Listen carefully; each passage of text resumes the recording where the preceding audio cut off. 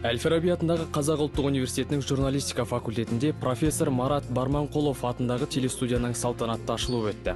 Бұл телестудия алғаш ашылғаннан бері студенттердің кәсіби дағдыларын жетілдіруге, бейнемонтаж және телебағдарлама жасау сабақтары арқылы практикалық тәжірибе жинауға толық мүмкіндік жасалды. 2025 жылы аталмыш телестудия толықтай жаңғыртылып, күрделі жөндеуден өтті. Журналистика факультетіне келгеніме қуанып тұрмын. Телестудияның ашылғанына көп уақыт болды және Марат Кәрібайұлы Барманқұловтың есімімен аталады.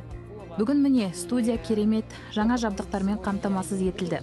Керемет жөндеуден өтті. Енді соңғы үлгідегі техникалар арқылы подкаст, эфир жүргізуге болады.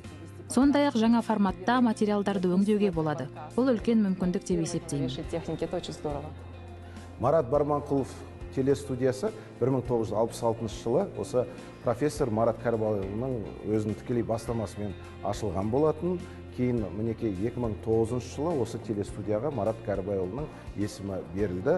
Мұнда біздің білім алушыларымыз оқу өндірістік базасы ретінде зертханалық жұмыстарын, семинарларын, күнделікті мынау түсірілімдерін түсіріп, яғни теориялық білімдерін практикалық машықтармен бекіте алады. Сол тұрғыдан алғанда осы телестудияда көптеген подкасттар, көптеген сұхбаттар, телесюжеттер алынады деп сенеміз, және біздің осы журналистика факультетінің тұрақты зертханалық өндірістік базасы ретінде кеңінен игілігін көреміз деп біз қуанып отырмыз.